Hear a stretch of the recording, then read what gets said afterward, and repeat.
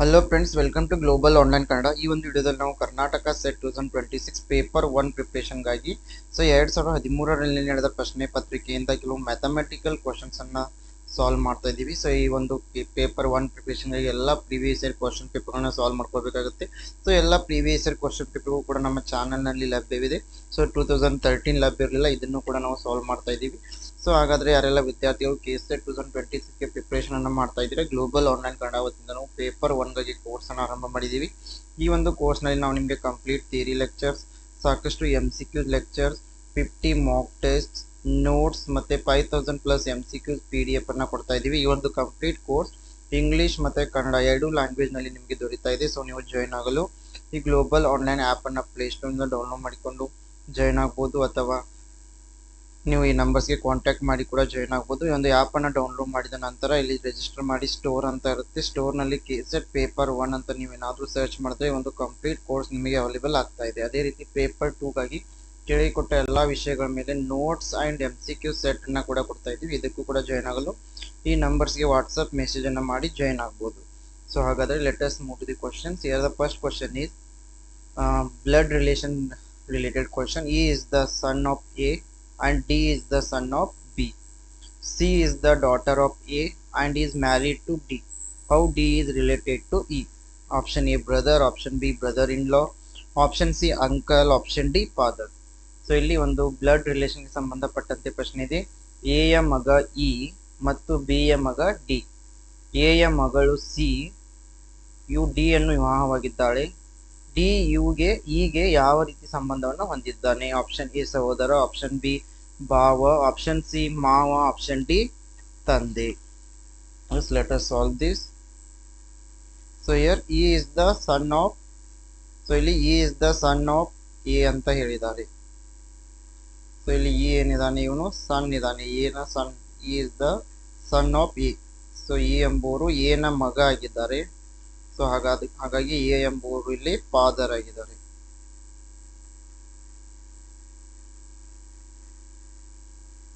Next D is the son of B. ನಮ್ಮಲ್ಲಿ ಬರೋಣ. C is the daughter of A.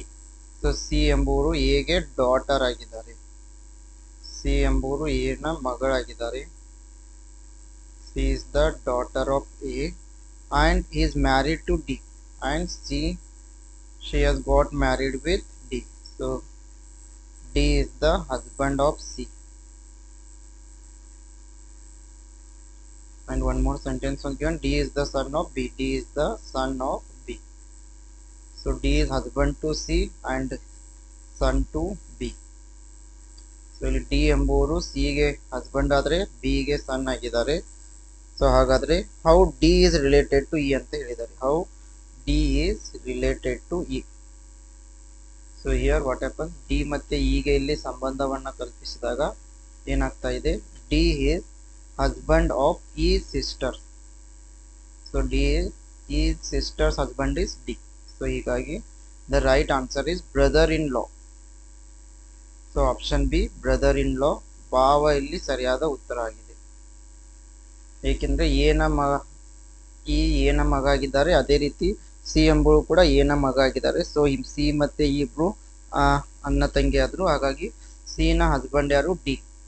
ಹಾಗಾಗಿ ಈ ನ ತಂಗಿ ಅಥವಾ ಅಕ್ಕಳ ಗಂಡ ಈಗ ಏನಾಗ್ತಾರೆ? ಭಾವ. ಹಿಯರ್ ಆಪ್ಷನ್ ಬಿ ಸರಿಯಾಗಿದೆ. Next question is, if earth is called food, food is called tree, tree is called water, water is called world, which of the following grows apple? Option A earth, option B food, option C water, option D world. ಭೂಮಿಯನ್ನ ಆಹಾರ ಅಂತ ಕರೆದ್ರೆ, ಆಹಾರವನ್ನ ಮರ ಎಂದು ಕರೆದ್ರೆ, ಮರವನ್ನು ನೀರು ಎಂದು ಕರೆದ್ರೆ, ನೀರನ್ನು ಪ್ರಪಂಚ ಎಂದು ಕರೆದರೆ ಕೆಳಗಿನ ಯಾವುದು ಸೇಬು ಅಥವಾ ಆಪಲ್ ಅನ್ನ ಬೆಳೆಸುತ್ತದೆ? ಆಪ್ಷನ್ ಎ ಭೂಮಿ, ಆಪ್ಷನ್ ಬಿ ಆಹಾರ, ಆಪ್ಷನ್ ಸಿ ನೀರು, ಆಪ್ಷನ್ ಡಿ ಪ್ರಪಂಚ. ಇದು ಕೂಡ ಇಲ್ಲಿ ತುಂಬಾನೇ ಸರಳವಾಗಿದೆ. ಇಲ್ಲಿ ಯಾವ ರೀತಿ ಬಿಡಿಸ್ಬೇಕಂತ ನೋಡೋಣ.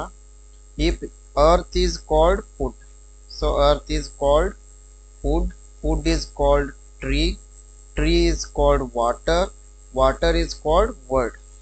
Which of the following grows apple? Apple ಎಲ್ಲಿ ಬೆಳೀತಾ ಇದೆ? earth, food, water, world. Here which of the following grows apple ಅಂತ ಹೇಳಿದ್ದಾರೆ. Apple grows in tree. So here tree is called water. So option C is the right answer.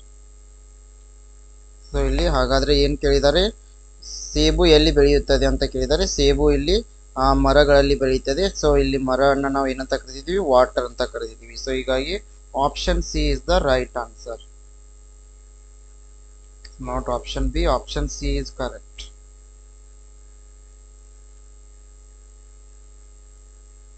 Next question is, if KSET 2011 is coded as LUHX3122, then how 34233 will be coded? KSET 2011 ಅನ್ನ LUHX3122 ಅಂತ ಬರೆದ್ರೆ 34233 ಅಂತ ಏನಂತ ಬರೀಬಹುದು? So ಇಲ್ಲಿ option ಸ್ವಲ್ಪ ಸರಿಯಾಗಿಲ್ಲ, options ನೋಡಬೇಡಿ. So ಇದನ್ನ ಸಾಲ್ವ್ ಮಾಡಿ ನೋಡೋಣ. ಸೊ ಇಲ್ಲಿ KSET ಅನ್ನ ಏನಂತ ಬರೆದಿದ್ದಾರೆ, KSET 2011 ಅನ್ನ LUHX3122 ಅಂತ ಬರೆದಿದ್ದಾರೆ. ಅಂದ್ರೆ K ನ L ಅಂತ ಬರೆದಿದ್ದಾರೆ. ಸೊ ಇಲ್ಲಿ K ನ L ಅಂತ ಬರೆಯೋಕೆ +1 ಮಾಡಿದ್ದಾರೆ. ಸೊ ಹೀಗಾಗಿ T ನ 1 ಅಂತ ಬರೆಯೋಕೆ ನಾವು U ಅಂತ ಬರಿತೀವಿ. S ಅನ್ನ U ಅಂತ ಬರೆದಿದ್ದಾರೆ. S is written as U. It means +2. So R T.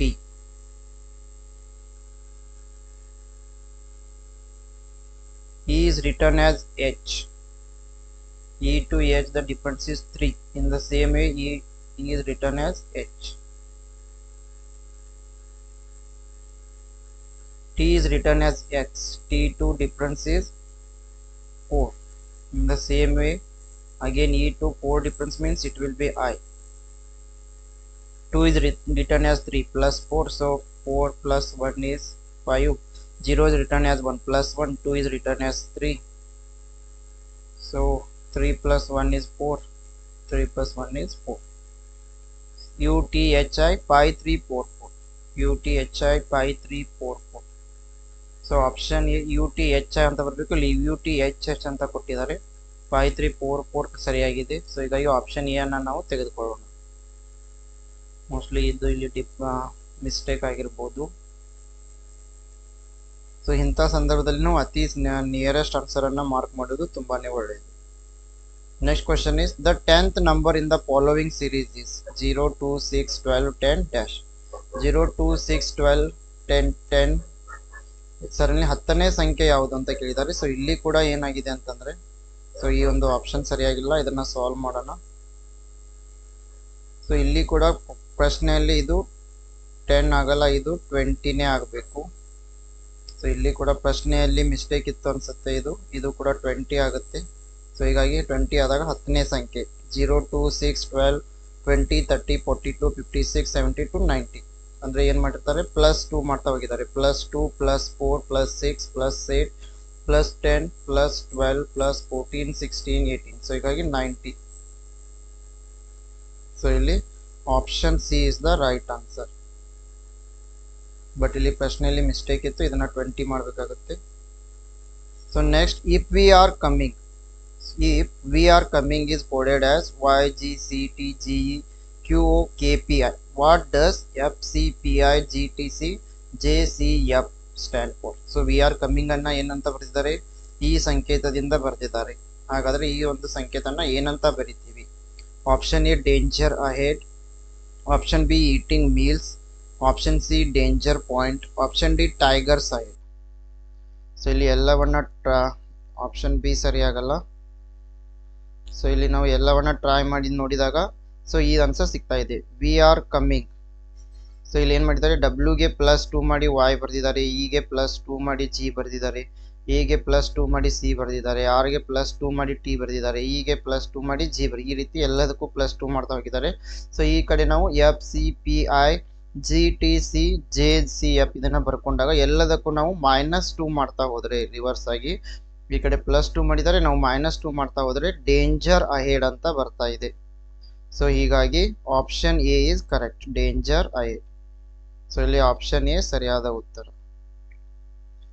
Okay friend, this is about our today session. So ಯಾರೆಲ್ಲ ವಿದ್ಯಾರ್ಥಿಗಳು KSET 2026 ಪ್ರಿಪರೇಷನ್ ಅನ್ನು ಮಾಡ್ತಾ ಇದ್ದೀರಾ, ಸೊ ನಮ್ಮ ಗ್ಲೋಬಲ್ ಆನ್ಲೈನ್ ಕನ್ನಡದಿಂದ ಆರಂಭವಾಗಿರೋ ಈ ಒಂದು ಕೋರ್ಸ್ ಅನ್ನು ಜಾಯಿನ್ ಆದರೆ complete theory lectures, MCQ lectures, 50 mock test, notes, 5000+ MCQ PDF ಎಲ್ಲ ಪ್ರೀವಿಯಸ್ ಇಯರ್ ಕ್ವಶನ್ ಪೇಪರ್ಸ್ಗಳನ್ನ ಕೊಡ್ತಾ ಇದ್ದೀವಿ ಕೇವಲ 2100ನಲ್ಲಿ. ಅದೇ ರೀತಿ ಪೇಪರ್ 2ಗಾಗಿ ಕೆಳಗೆ ಕೊಟ್ಟ ಎಲ್ಲ ವಿಷಯಗಳ ಮೇಲೆ ನೋಟ್ಸ್ ಆ್ಯಂಡ್ MCQ ಸೆಟ್ಟನ್ನು ಕೂಡ ಕೊಡ್ತಾ ಇದ್ದೀವಿ. ಇದಕ್ಕೂ ಕೂಡ ಜಾಯ್ನ್ ಆಗ್ಬೋದು. ಹೆಚ್ಚಿನ ಮಾಹಿತಿಗಾಗಿ ಗ್ಲೋಬಲ್ ಆನ್ಲೈನ್ ಕನ್ನಡ ಅಂತ ಟೆಲಿಗ್ರಾಮ್ ಗ್ರೂಪ್ ಕೂಡ ಇದೆ, ಜಾಯ್ನ್ ಆಗಿ. Yes, I wish all the best to all. Thank you.